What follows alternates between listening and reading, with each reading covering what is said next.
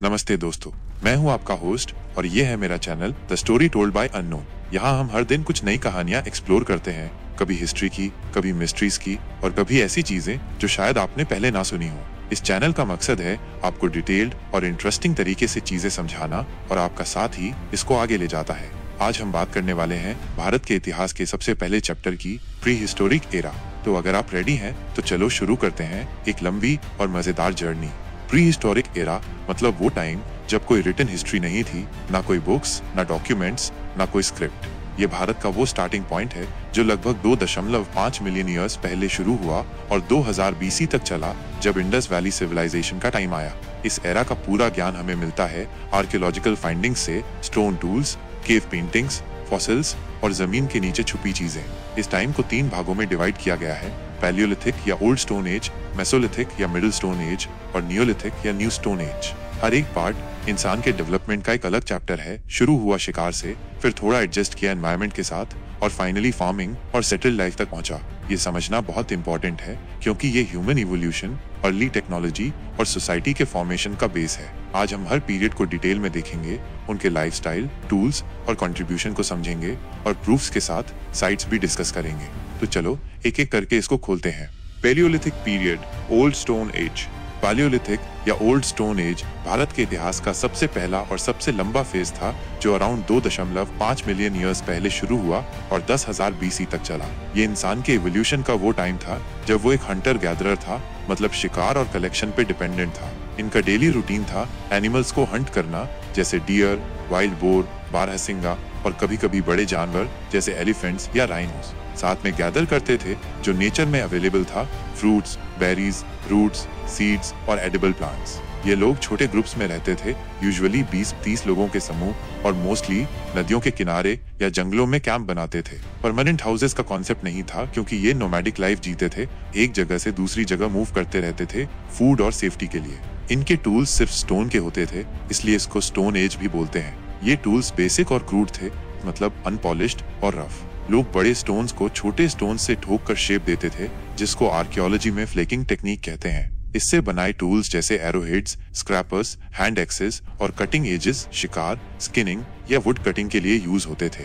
ये technology simple थी लेकिन सर्वाइवल के लिए काफी इफेक्टिव।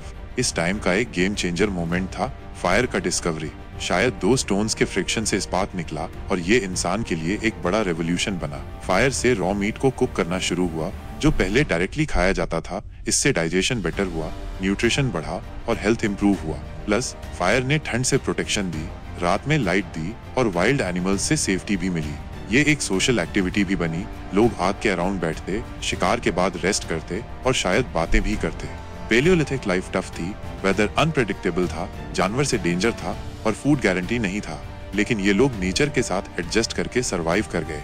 ये पीरियड ह्यूमन रेजिलियंस और अर्ली टूल मेकिंग का एग्जाम्पल है। इसमें इंसान ने पहली बार अपने एनवायरनमेंट को थोड़ा कंट्रोल करना सीखा, जो आगे के डेवलपमेंट का बेस बना। इस टाइम के लोगों ने केव पेंटिंग्स भी बनाई, जो उनके डेली लाइफ और बिलीव्स को दिखाती हैं, जैसे शिकार के सीन्स या एनिमल्स के ड्राइंग्स। ये आर्ट उनका कम्युनिकेशन का पहला रूप था। Examples and sites: Madhya Pradesh के भीमबेटका रॉक शेल्टर्स एक बड़ा प्रूफ है। यहाँ 500 जोड़ केव्स में स्टोन टूल्स, हैंड एक्सेस और पेंटिंग्स मिले, जो 100,000 ईयर्स पुराने हैं। सोआन वैली और पाकिस्तान में भी हैंड एक्सेस और क्लीवर्स मिले, ऑलमोस्ट 500,000 ईयर्स ओल्ड। तमिलनाडु के अत्तिरंपक्कम में बर्नेट क्ले और टूल्स से फायर का एविडेंस मिला, जो 1.5 मिलियन ईयर्स पहले का है। Mesolithic period, middle stone age. Mesolithic या मिडिल स्टोन एज एक ट्रांजिशन का टाइम था जो 10,000 बीसी से 6,000 बीसी तक चला। यह पैलियोलिथिक और नियोलिथिक के बीच का लिंक था। इस टाइम बड़ा एनवायरमेंटल चेंज हुआ, आइस एज खत्म हुआ, अर्थ वार्म हो गई और भारत में जंगल्स और रिवर्स का सीन बदला। ये चेंज ने लाइफस्टाइल पे असर डाला। लोग अब भी हंटर गैदर्स थे, लेकिन अब टूल्स में इम्प्रूवमेंट आया। इस पीरियड के टूल्स छोटे और शार्प बनने लगे, जिनको माइक्रोलिथ्स बोलते हैं। ये स्मॉल स्टोन पीसेस थे जो एरोज, स्पीयर्स या फिशिंग टूल्स में फिट किए जाते थे। शिकार का स्टाइल भी थोड़ा चेंज हुआ, बड़े एनिमल्स कम हुए तो फोकस स्मॉल गेम जैसे रैबिट्स, बर्ड्स और फिश पे गया। इसके साथ गैदरिंग में वाइल्ड ग्रेन्स जैसे ज्वार या बाजरा कलेक्ट करना शुरू किया, जो आगे फार्मिंग का आइडिया बना।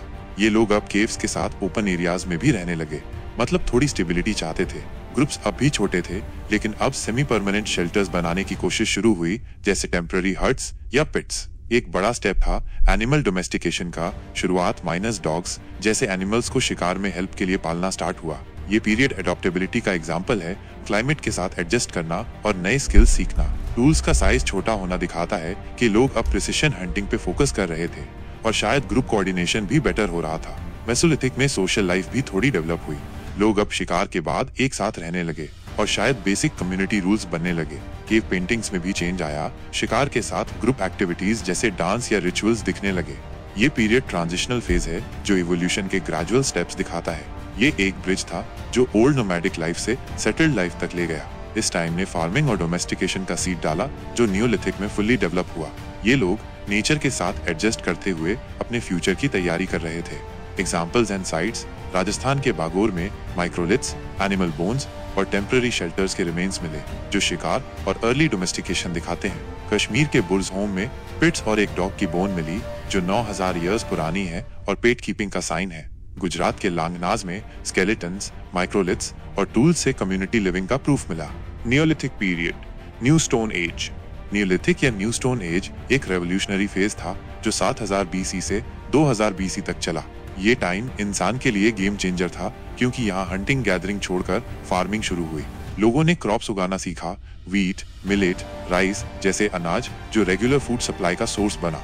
ये शिफ्ट ने परमानेंट सेटलमेंट्स को बर्थ दिया। अब लोग एक जगह रुकने लगे क्योंकि फार्मिंग के लिए फिक्स लैंड चाहिए था।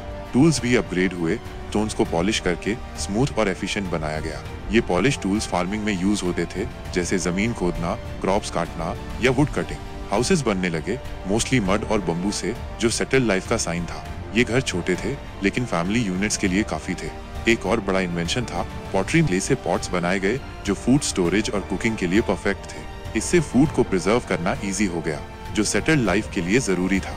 एनिमल्स का डोमेस्टिकेशन भी फुल ऑन शुरू हुआ। काउस, गोट्स, शीप और बफेलो जैसे पशु पाले गए।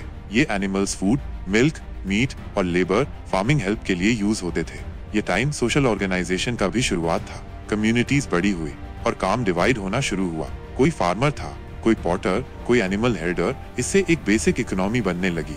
नियोलिथिक में कल्चर भी डेवलप हुई। पॉटरी पे डिजाइन्स बनाए गए जो आर्ट का पहला रूप था। ये लोग अब नेचर को कंट्रोल करने लगे, सिर्फ उसके साथ एडजस्ट नहीं करते थे। ये पीरियड एग्रीकल्चर रेवोल्यूशन और अर्ली सोसाइटी का बेस है। इसने पॉपुलेशन ग्रोथ, ट्रेड और फ्यूचर सिविलाइजेशन जैसे इंडस वैली का रास्ता बनाया। ये दिखाता है कि इंसान ने कैसे अपने हाथों से अपना फ्यूचर शेप किया।